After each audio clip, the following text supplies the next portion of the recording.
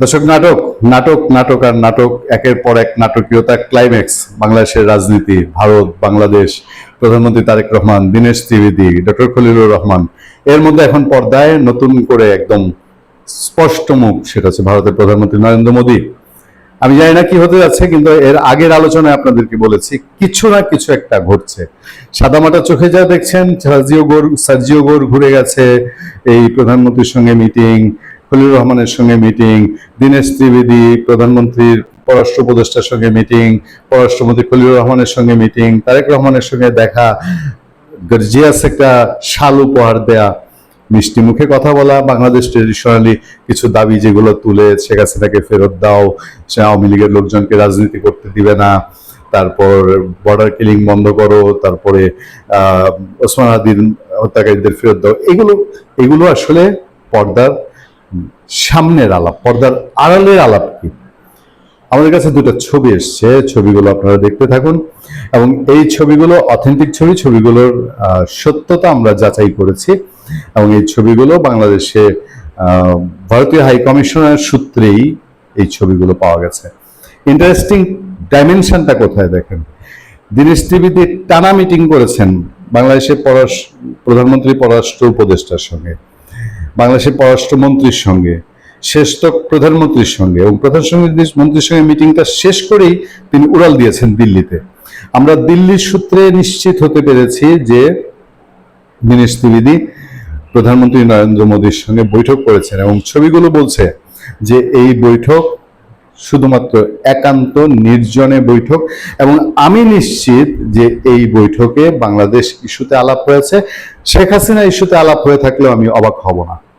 শেখ হাসিনার স্বদেশ প্রত্যাবর্তন, সে দেশে আসা, ডিসেম্বরে আসার ঘোষণা, এবং এই নিয়ে বাংলাদেশের গভর্নমেন্টের সঙ্গে কোনো একটি নিগোসিয়েশন মেকানিজম কিছু না কিছু আছে বলে আমার বিশ্বাস। অন্তত আপনারা যদি যে সার্কামস্ট্যান্স গুলো দেখছেন, এগুলো যদি আপনারা গুরুত্বের সঙ্গে বিবেচনায় নেন। এবং দীনেশ ত্রিবেদী, আমি নাম প্রকাশ করছি না, নাম প্রকাশে অনিচ্ছুক, তার খুবই বিশ্বস্ত দায়িত্বশীল একজন মানুষকে বলেছে, শুধু তাকে আজকে ফোনে রিচ করা খুবই টাফ হচ্ছে দীনেশ ত্রিবেদীকে। সারা দিনে পারতে সাংবাদিকদের তিনি অ্যাভয়েড করছেন, তবে খুবই ঘনিষ্ঠ একটা জায়গায় তিনি শুধু কয়েক সেকেন্ডের জন্য ফোনটা ধরে বলেছেন, এটুকুই বলি যা হচ্ছে খুব ভালো হচ্ছে। এই খুব ভালো হওয়াটা কি? নিশ্চয়ই নতুন কোনো এজেন্ডা আছে, নতুন কোনো ইস্যুজ আছে, নতুন কোনো ইস্যুজ নিয়ে দেন দরবার কথাবার্তা হচ্ছে, কূটনৈতিক চালচলন হচ্ছে। দীনেশ ত্রিবেদীকে বাংলাদেশে দেওয়াই হয়েছে ভারতীয় হাই কমিশনার হিসেবে একটা গুরুত্বপূর্ণ মিশন দিয়ে, এইটা আর বুঝতে কারো বাকি থাকে না। এবং দীনেশ ত্রিবেদী যে জামাতের জন্য একটা বড় মাথা ব্যথা, এটা ইতিমধ্যে প্রমাণ হয়ে গেছে। ভারত জামাত ইসলামীকে একদমই চায় না।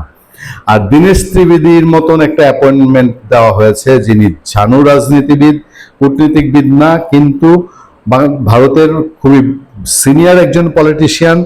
তাকে নিয়োগ দেওয়া হয়েছে, তিনি বাংলাদেশে ঢুকেই এমন কাব্যিক ভাষায়, না কূটনৈতিক ডেলিভারি না আবার কূটনীতির বাইরের ডেলিভারি, এমন একটা ডায়লগ দিয়েছেন যে ডায়লগে জামাতের মাথা খারাপ হয়েছে। জামাত নিশ্চয় এখন, এবং এরপরে জামাত সমর্থিত লোকজন দীনেশ ত্রিবেদীকে যা ইচ্ছা তাই মোটামুটি একেবারে ছোলাই দিয়ে যাচ্ছে।